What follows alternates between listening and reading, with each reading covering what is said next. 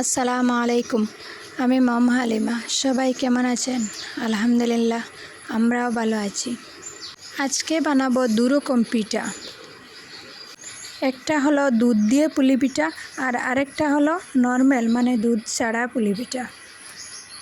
প্রায় 2-3 ঘন্টা আগে চাল ভিজিয়ে রেখেছিলাম, তো তারপর চালগুলোকে ধুয়ে এখন গাল চিয়া দিয়ে ভালো করে চালগুলোকে গুঁড়া করে নিচ্ছি।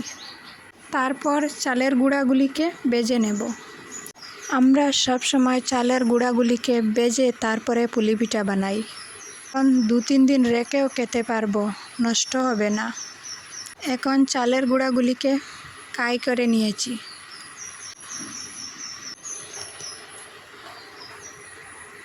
এখন আমি পুলি পিঠার ভিতরে যে মধু আর নারকেল দিব সেটাকে রেডি করে নিচ্ছি। একটা আপনাদেরকে বানিয়ে দেখাচ্ছি।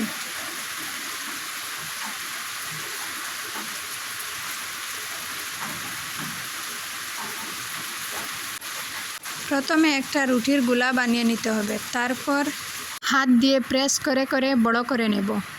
তারপর রুটিটার ভিতরে পুরটা দিয়ে দেব। 2 সাইড লাগিয়ে একটা কাঁটা চামচের মাধ্যমে সুন্দর করে সাজিয়ে নিয়েছি।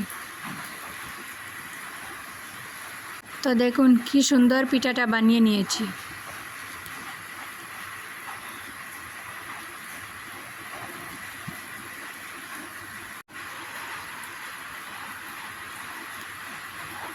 এখন আরেকটা বানিয়ে দেখিয়ে দেব।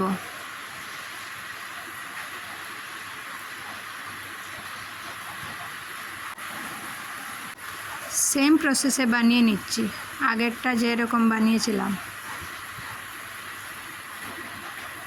দয়া সাইডের মুখটা ভালো করে বন্ধ করে নিতে হবে, যাতে ভিতরের পুরটা কোনো রকমে বের যেন না হয়। এক একটা এক এক রকমভাবে বানিয়ে নিয়েছি।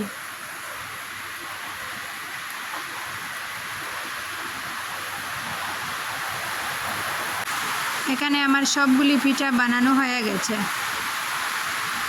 এখন আমি একটা কড়াইয়ে দুধ বসিয়ে দিয়েছি। দুধটা জাল করে নিতে হবে যতক্ষণ না বলক উঠে। অনবরত নাড়তে থাকবো যাতে নিচে লেগে না যায়।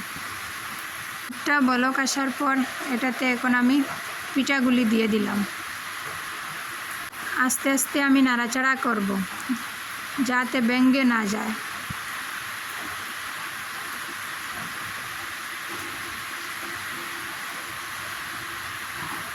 উপর থেকে আমি মধু দিয়ে দিলাম।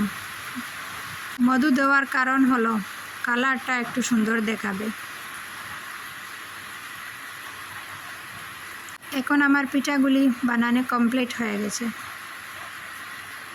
আধা ঘন্টা পর আপনাদেরকে দেখিয়ে দিচ্ছি।